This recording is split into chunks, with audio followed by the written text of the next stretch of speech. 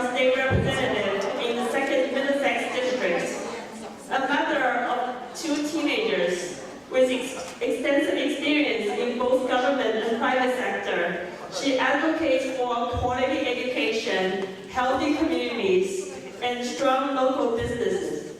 Please welcome Kathy Lynch.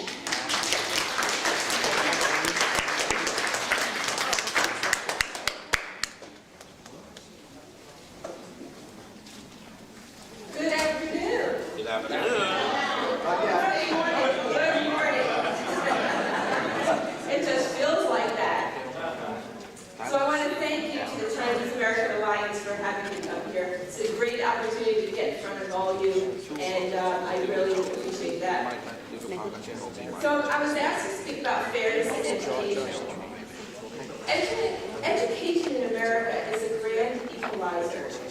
It means that anyone from any walk of life, whether you're rich or poor, has access to education.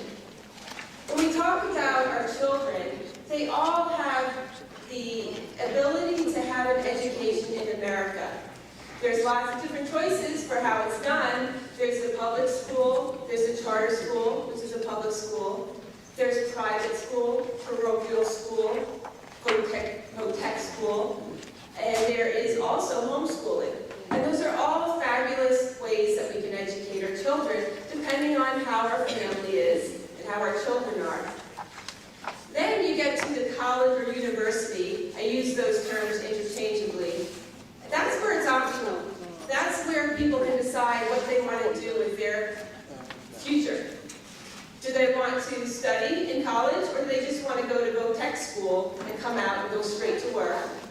Do they want to go for a master's degree? Do they want to go for a doctorate degree? That's optional, and it's nice that we have options there. Now, a lot of people, every parent wants the best education for their child. And what we have is a system of many different opportunities with state schools, and then we have private schools.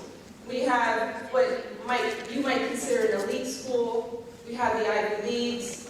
We have Harvard, Yale, Brown, Princeton, and others. And a lot of communities want their children to go there. The Asian community has been very troubled by the discrimination in the college application process. House Bill 3361, we've got a Harvard lawsuit, because they're concerned about how it's breaking down the Asian community into many different categories. We need to stop this discrimination and recognize people as either citizens or not citizens. That's it. We're all human beings. We're all Americans. We're all human beings. When I see an application and it asks me my race, I'm offended. And usually I check the box, other, and I write human.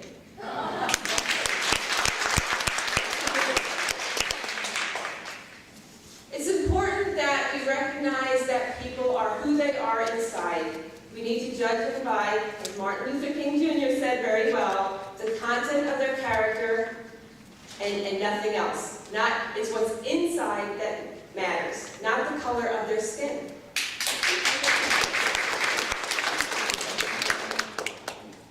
For it is principles set forth in the 14th Amendment of the United States Constitution and the Civil Rights Act of 1964, and I want to share those with you in case you haven't seen them, very important in this lawsuit. If you ever had one of these, does anybody have a pocket constitution? I have some at my table. Everyone in America needs to know the law of their land. And right now, a lot of people don't know it. They're not learning it in the public schools. And how can they have an operating government that works based upon our founding fathers and the way they set it up over 200 years ago to be a free nation if they don't know how it runs and how it works? The Constitution is a beautiful document that we need to maintain. So, Amendment 14 reads, Section 1, all persons born or naturalized in the United States and subject to the jurisdiction thereof, are citizens of the United States and of the states wherever they reside.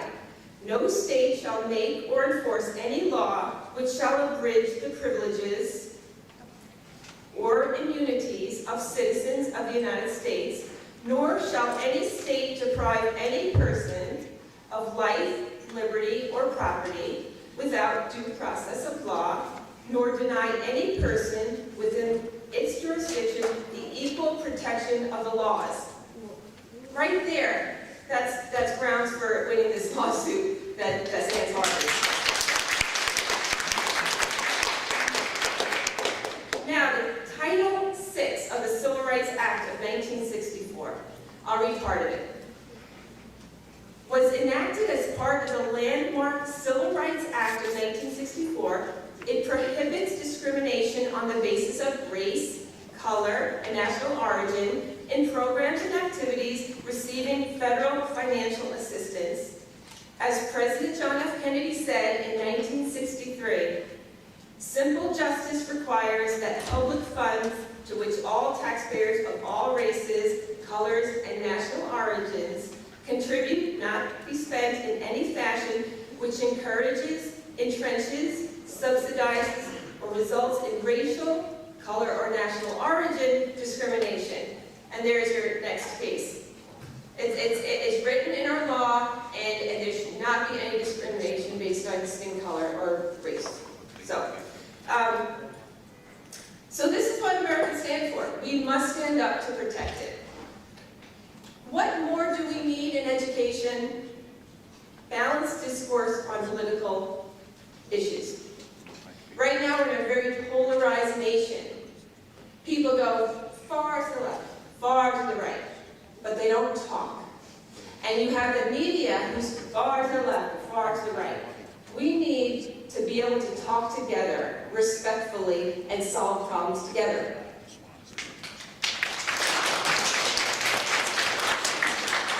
And part of that means that we need civics with Constitution courses.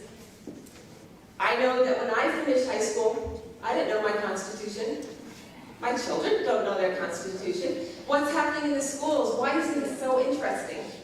Why is, you have experiences that you're bringing to the table. You can speak. I want to hear more from all of you, because you know what it's like to live in China and other countries where the Constitution is not there, and you don't have the freedoms that we have here, and we need to maintain here before we lose them. We need leadership training. One of the things I did in Westford and when I lived in California as well was I ran a Gallo Club speaker program to help children learn how to speak and lead.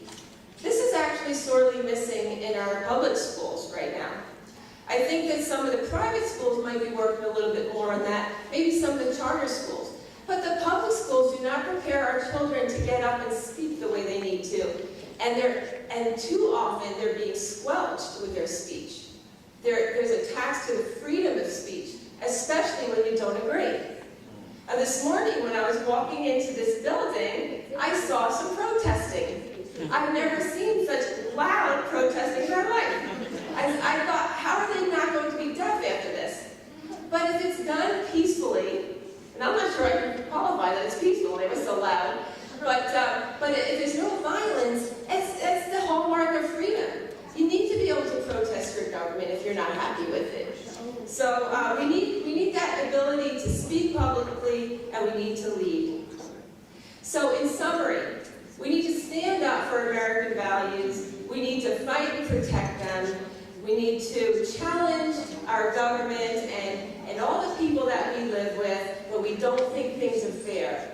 And that's exactly what you're doing when you're standing up to Harvard University for their admission process. We must stand by the Asian community for merit-based admissions. We need to reward people for hard work. That's how you get ahead. It's not getting handouts. Most people, they're not motivated by handouts. We need people working, and we need people proud of what they're doing and glad that they're providing for their family. So we need reward for hard work. And bottom line, we need fairness in education.